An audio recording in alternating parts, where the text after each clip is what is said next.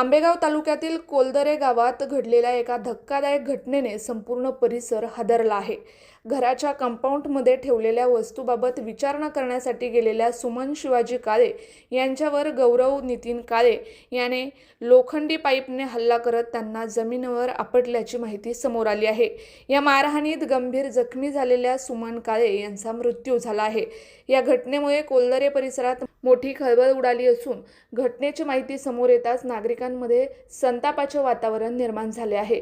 मिळालेल्या माहितीनुसार 7 ऑगस्ट 2026 रोजी दुपारी 2 वाजण्याच्या सुमारास कोलदरे गावच्या हद्दीत ही घटना घडली। सुमन शिवाजी काळे या घराच्या कंपाऊंडमध्ये पांढऱ्या रंगाच्या प्लास्टिकच्या पिशवीमध्ये काहीतरी बांधून का ठेवले आहे याबाबत विचारणा करण्यासाठी गेल्या होत्या।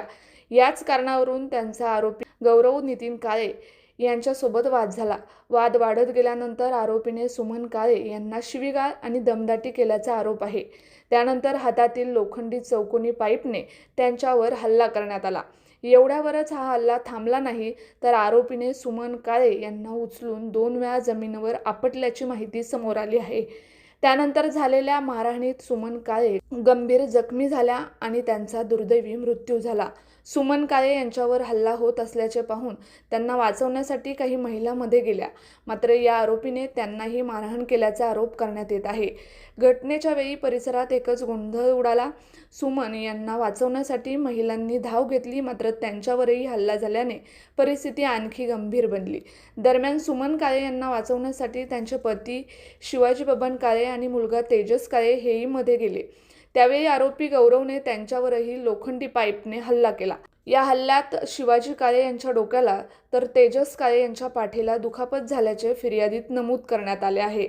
या प्रकरणी घोडेगाव पोलीस ठाण्यात गुन्हा दाखल करण्यात आला असून आरोपी गौरव नितीन काळे राहणार कोलदरे, तालुका आंबेगाव, जिल्हा पुणे यांच्या विरुद्ध भारतीय न्याय संहिता 2023 मधील कलम 109, 118(1), 115(2), 352, 351(2) आणि 351(3) अन्वये गुन्हा दाखल केला आहे। या घटनेचा पुढील तपास सहाय्यक पोलीस निरीक्षक सागर पवार करत आहेत।